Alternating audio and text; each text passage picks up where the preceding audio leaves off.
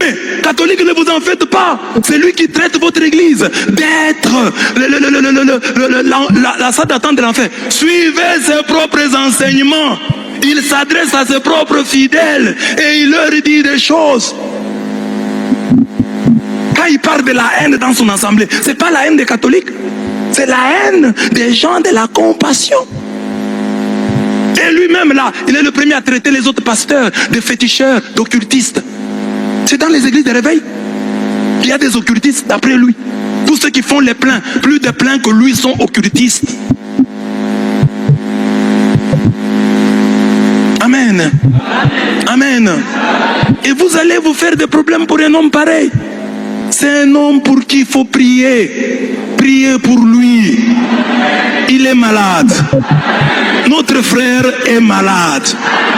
Notre frère est malade. Prions pour lui. Prions pour lui. C'est notre frère, mais il est malade. Mais malade, nous tous nous sommes des malades. Mais lui, il est dans le déni de sa maladie. Donc il est plus malade que nous. Parce que si vous avez des maux de tête, va amener votre frère qui est fou, va l'amener quand même à l'hôpital. Notre frère est malade. Donc les catholiques, ne vous fâchez pas. Donc trouvez qu'il est malade et ayez pour lui de la compassion, le nom de son église, de la compassion que vous avez pour les malades. C'est un malade. Et vous avez déjà vu, les fidèles de cette église doivent se réveiller. Le pasteur est en train de disjoncter. Vous voyez quand quelqu'un parle de la Vierge Marie, comment il fait ses yeux. C'est le diable en personne. Notre frère est malade. Notre frère est malade. Le frère là, il a gardé notre nom. Il a gardé le nom. Est-ce que le nom là, je ne veux pas le citer, est-ce que le nom là est de chez vous? Le nom que vous avez, le prénom là, vous l'avez eu où? Vous gardez le nom qui vient de la salle d'attente de l'enfer. Vous connaissez la Bible? Vous savez celui qui a divisé la Bible en versets? Quel est l'instrument que Dieu a utilisé pour statuer sur le canon des Écritures? La Bible que vous lisez là. Parce qu'un fou, quand vous l'amenez même à l'hôpital, il croit que vous lui rendez mauvais service. Un vrai psychotique, il va vous faire du mal, il va vous frapper. Mais l'église catholique, il t'a donné la Bible. La Bible, il y avait beaucoup de livres. C'est l'église catholique, l'instrument que Dieu a choisi pour limiter les livres de la Bible. Vous savez que même Martin Luther doutait de l'authenticité de l'épître de Jacques. Doutait de l'authenticité de l'Apocalypse. C'est grâce à l'église catholique que vous lisez l'Apocalypse. Est-ce que vous avez déjà lu l'évangile selon Judas? L'évangile selon les Hébreux? Ce sont des textes qui existent. Mais l'église catholique les a rejetés. Et vous avez suivi l'église catholique. Si vous êtes contre l'église catholique, vous utilisez d'abord le terme enfer. Vous l'avez trouvé où dans votre Bible? Enfer. La Bible parle de la gêne. L'enfer, c'est purement catholique. Vous utilisez notre Bible, parce que la Bible, c'est nous qui l'avons dit, ces livres est biblique, ces livres est non inspiré. Même Martin Luther n'a pas contesté le canon des Écritures. Il a suivi le canon des Écritures établi par l'Église catholique. L'Église catholique est l'instrument choisi par Dieu pour dire que les nombres des livres de la Bible sont comme ça. Pour l'Ancien Testament, pour le Nouveau Testament. Et vous avez les 66 livres proto-canoniques là. C'est l'église catholique. Luther a rejeté les 7 deutérocanoniques. Mais les 66, c'est l'église catholique qui dit Isaïe, Jacques, Apocalypse sont des livres inspirés. Amen. Amen. Et vous pouvez trouver des gens comme ça, je ne connais même pas bien sa vie, mais vous trouverez peut-être qu'il a étudié dans une école catholique. Le français qu'il parle là, il l'a appris dans la salle d'attente de l'enfer. Mais renonce au français, commence à parler anglais. Ils parlent des péchés et des pécheurs dans leurs églises. Donc il y en a là-bas. C'est comme les catholiques qui sont troublés là. Oh non, dans notre église, Dieu n'agit pas. Mais mon frère, il n'y a qu'à regarder dans les églises de réveil que parfois tu envies parce que tu n'y as jamais été. Demande à ceux qui y ont été, ils te diront. Mais dans les églises de réveil, ils prient aussi. Naba pasi nanga, seyo Yesu Masia, nabelelio. Nabelelio, Yesu elonga nanga, namanyolo nanga ye. Nabelelio. C'est qu'il y a aussi des problèmes là-bas. Cette chanson-là est composée par un catholique. Donc il y a des problèmes là-bas. Nabalaye. Yahweh, Nabalaye. Et puis vous savez que ce pasteur-là s'est réjoui quand l'autre là, celui de l'auteur de la chanson ici, a eu des problèmes. Il s'est réjoui. Et vous vous étonnez qu'il vous critique vous. Si déjà ses propres frères des églises de réveil, il les attaque. Notre frère est mal. Prions pour notre frère. Prions pour notre frère. Il est malade. Ils accusent les autres pasteurs d'occultisme et menacent d'en faire leurs fidèles, mais disent que les catholiques, des catholiques qui sont dans la salle d'entendre de l'enfer. Ils se réjouissent lorsque d'autres pasteurs tombent et oublient que le jugement est sans miséricorde pour qui n'a pas fait miséricorde. La miséricorde se moque du jugement. Jacques 2,13. Catholiques, soyez miséricordieux. Catholiques, ne perdez pas vos repères parce que les autres font ça. J'ai dit ça pour vous réveiller. Prenez ça à cœur.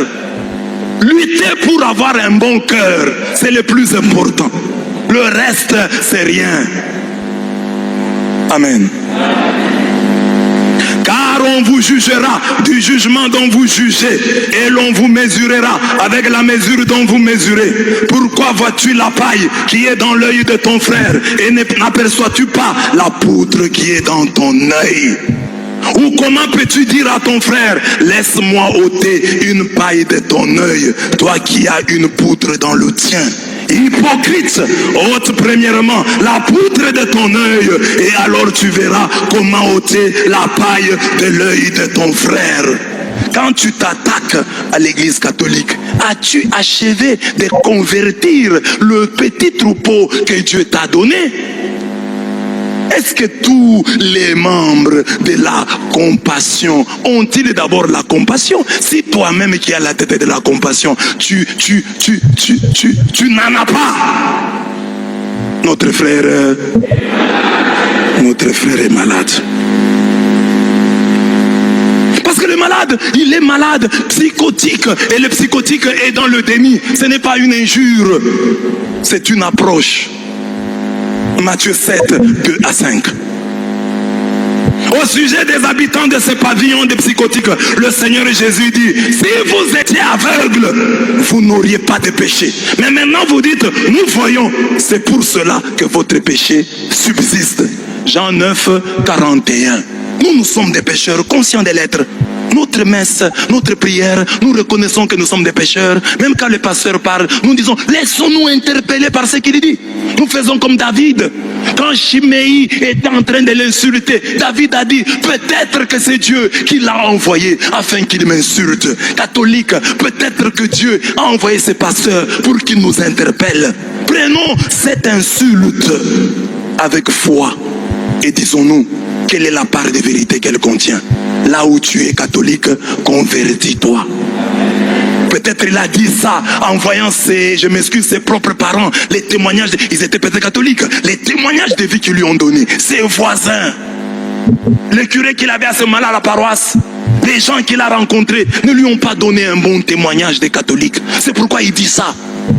C'est ça l'appel que Dieu nous lance, que là où tu es catholique, donne un bon témoignage à tes enfants. Donne un bon témoignage à tes voisins. Parce qu'un jour, ils pourront se dresser en ennemis de l'église. Généraliser tes sottises sur toute l'église. Dans l'église, nous le disons. Chaque jour, ne regarde pas nos péchés, mais regarde la foi de ton église. Parce que nous sommes convaincus qu'il y a toujours un petit reste. Et c'est le petit reste là qui est au milieu de nous. C'est ce petit reste là qui est la véritable église du Christ. Notre frère est mort. Parce qu'il ne comprend pas ces choses. Pourtant, il lit la Bible, mais il ne comprend pas. Il explique la Bible. J'ai pitié, j'ai de la compassion pour vous qui êtes à la compassion. Quand vous êtes dans le déni, vous n'êtes même pas dans la salle d'attente. Parce que moi j'ai déjà été une fois à la salle d'attente ici de l'aéroport, mais je n'ai pas voyagé. On peut être dans une salle d'attente et ne pas être reçu. On peut être dans une salle d'attente et ne pas être accueilli. Qui n'a jamais été dans une salle d'attente et est parti sans avoir été reçu? Vous êtes là, non? Tu es dans la salle d'attente, mais on ne vous reçoit pas. Tu es dans la salle d'attente, mais tu ne voyages pas. Tu es venu accompagner quelqu'un, ça arrive. Mais nous, au moins nous sommes dans la salle d'attente. Nous avons encore la possibilité d'annuler le vol, de sortir. Mais vous, avec votre psychose, vous êtes déjà en enfer. La compassion, c'est l'enfer. L'église de la compassion, c'est l'enfer. Notez ça, mettez ça sur internet, partagez. L'église de la compassion, dirigée par un psychotique, c'est l'enfer des psychotiques. Nous au moins nous sommes dans la salle d'attente, donc nous pouvons partir. Quelqu'un peut dire, ah, je me convertis et je quitte cet enfer. Quelqu'un peut dire, mais vous êtes en enfer. Il n'y a plus de point de non-retour. Vous vous croyez saint, vous vous croyez parfait. Vous êtes parfait, vous. Il n'y a pas de voleurs chez vous. Il n'y a pas de gens qui calomnient leurs frères là-bas. Votre pasteur s'est réjoui de la chute de l'autre. Moi, je suis catholique ici, mais j'ai regretté quand on a arrêté le pasteur Mukuna. Moi, j'ai regretté quand on a arrêté Moïse Mbiye. Je suis catholique pourtant. Qui a la compassion? L'église, la compassion, mais avec un pasteur qui n'a pas de compassion. Un homme haineux, ça se voit au visage. C'est un homme haineux. Parce que même Dieu, quand Dieu parle, vous pensez que quand Dieu condamne nos péchés, son visage est comment? Amen. Amen. Si nous sommes dans la salle d'attente de l'enfer, dans le vestibule de l'enfer, vous êtes déjà en plein enfer. Notez ça. Partagez. Notre frère Emma.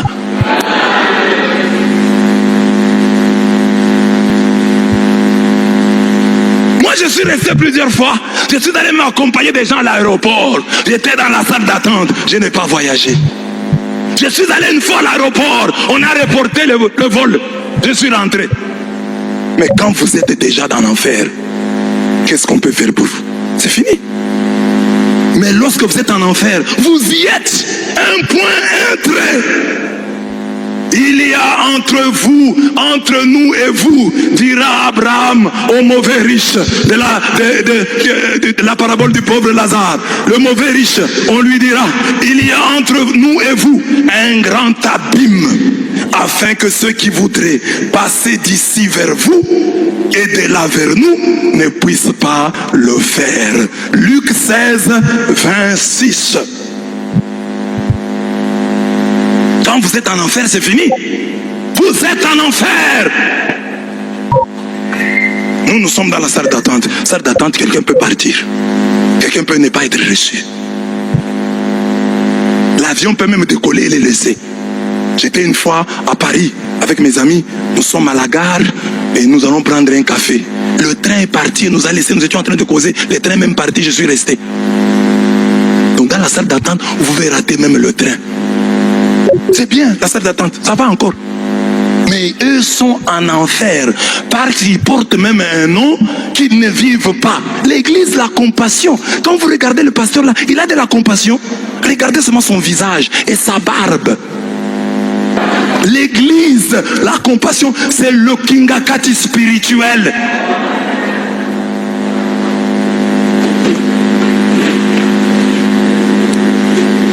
Il croyait qu'il a le monopole. Pasteur, vous n'avez pas le monopole. Vous n'avez pas le monopole de la folie. C'est pas parce que les gens se taisent, vous pensez que vous avez le monopole. Nous avons des réponses. Nous répondrons maintenant du tac au tac. C'est pas parce que les prêtres se taisent. Même quand je le fais ici, je sais que mes confrères prêtres qui verront ça vont regretter. Parce que ce n'est pas dans nos habitudes. Mes chers confrères, comprenez-moi. Il faut des fois répondre au fou selon sa folie. C'est la Bible qui le dit. Lisez Proverbe 26, 5. Lisez dans vos Bibles. La Bible dit, le fou, il faut lui répondre selon sa folie. Sinon, il risque de se croire sage. C'est la Bible. Les catholiques qui verront cette vidéo, vous direz la Bible les a exagérés. Il a répondu au mal par le mal. Je ne voulais pas. Mais on m'a contraint.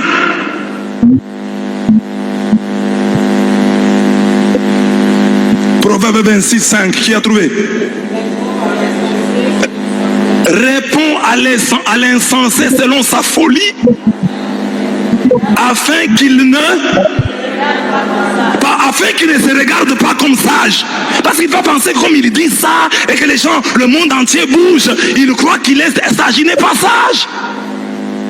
Nous t'avons répondu selon ta folie. Cher catholique, 2 Corinthiens 12, 11 me dit, j'ai été un insensé aussi, moi aussi pendant ces quelques minutes, mais ce monsieur m'y a contraint. Si le grand Paul a été contraint à être insensé, que dire de moi, pauvre Kanda que je suis? Permettez-moi un peu de folie. 2 Corinthiens 12, 11. C'est toujours dans la Bible. Comment vous attaquez des gens qui ne vous attaquent pas? Des gens qui vous ignorent superbement. Pourquoi vous les attaquez? Vous volez nos fidèles sur base de mensonges pour vous enrichir. Dans vos églises, c'est toujours l'argent, l'argent, l'argent. Pourquoi est-ce que vous ne vous associez pas aux autres? Quand quelqu'un crée une église, est-ce qu'avant lui, si l'église catholique est dans l'erreur, amen, supposons que l'église catholique est une sorte d'attente de l'enfer. L'église de la compassion est née quand? Donc avant l'église de la compassion, il n'y avait pas une autre bonne église où ce pasteur-là pouvait aussi entrer. Tu quittes l'église catholique, tu crées ton église. Et ça c'est normal. Quitte l'église catholique, mais entre dans une autre bonne église qui existait. Parce qu'il y avait des bonnes églises. Il ne faut pas dire que Dieu a attendu ta naissance et la création de ton église pour commencer à parler aux Congolais. Tu n'es pas sorti de la cuisse de Jupiter. Amen. Alors tu pouvais entrer dans une autre église, mais pourquoi créer ton église? C'est pour te faire du fric. Fais-toi du fric tranquillement. On sait, tous les Congolais savent comment tu as souffert pendant le confinement. Tous les Congolais savent. C'est que comment tu as tweeté. Pourquoi on permet ça? Et on ne veut pas les églises. Tu as fait des problèmes. Nous n'avons compris ça. Il y a une maladie dans le monde. Laissons. Quand la maladie passera, nous retournerons. Mais toi, tu étais inquiet. Tu as tweeté plusieurs fois. Et déjà, les gens ont trouvé que ta tête ne fonctionnait pas bien à l'époque.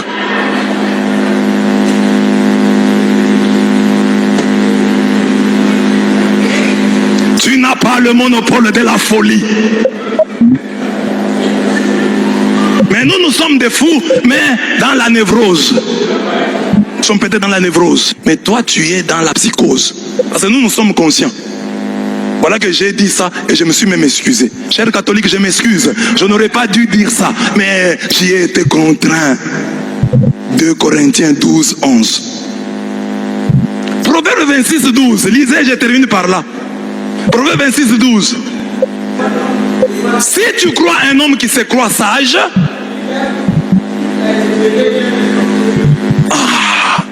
comme ce pasteur-là se prend pour un sage, il faut même espérer plus d'un fou que de lui. C'est la Bible. Quand la Bible dit là, ce n'est pas grave. Quand moi j'ai dit, oh, la Bible les a parlé. La Bible dit non. Amen. Amen. Maintenant, c'est ça qu'on va faire. Il dit, on répond. Alors on va voir celui qui est fort. Nous avons répondu. Depuis des années, l'église catholique ne fait que répondre. Tu connais Contra et Aireses? Tu connais ces livres-là? Nous avons commencé à répondre aux hérésies depuis. Nous sommes donc spécialistes en apologétique. Si tu veux qu'on on te répondra du tac au tac. Ce n'est pas parce qu'on s'était qu'on manque d'arguments. Nous ne manquons pas d'arguments. Et nous ne manquons pas les informations. Il y a des pasteurs de votre temple qui ont fait beaucoup de bruit. Aujourd'hui, ils sont rentrés. Soyez calmes. Soyez calmes. En Mbujimaï, ici, il y en avait un qui disait qu'il détruirait la cathédrale, notre cathédrale de Mbujimaï, et qu'il l'achèterait. Aujourd'hui, on l'a chassé de son église. On ne blague pas avec l'église catholique. Nous n'allons pas t'amener en justice. Nous étions calmes, assis dans notre coin, priant pour le pays, priant pour la nation, cherchant des solutions pour le peuple congolais, pour le peuple du monde entier. Et tu es venu troubler notre paix. en ces temps où nous prions pour le président, pour qu'il puisse réussir l'union sacrée, toi tu viens créer la division. Les politiciens veulent créer l'union sacrée. Toi, l'homme de Dieu, tu viens créer la désunion souillée. Après avoir parlé de lui, même sans le citer, nous voulons lui que Dieu ait pitié de lui. Il ne sait pas ce qu'il fait. Nous avons nous-mêmes dit qu'il est malade. Notre frère est mort. Que Dieu lui pardonne. Que Dieu ait pitié de lui. Que Dieu lui ouvre les yeux. Qu'il voit là où se trouve l'essentiel. Que le diable qui est en lui, qui le pousse à parler en mal contre le corps du Christ, l'Église, qui le pousse à parler en mal contre la très sainte Vierge Marie, Mère de Dieu, que ce diable-là soit chassé, que ce pasteur soit délivré de tous les démons qui l'habitent, de l'esprit de Python qui est en lui, parce qu'il a un esprit de serpent. Dieu a dit quoi dans la Bible? Il y a une hostilité entre la femme et le serpent. Il est de la postérité du serpent. Le serpent est entré en lui. Hein? Quand vous voyez, quand ses yeux gonflent là, c'est le serpent. Donc prions pour lui et pour tous ceux qui sont contre l'Église catholique. Que Dieu les aide, que Dieu ouvre leurs yeux, qu'ils comprennent que c'est eux les antichrists, c'est eux qui sont sortis de chez nous. Prions le Seigneur. La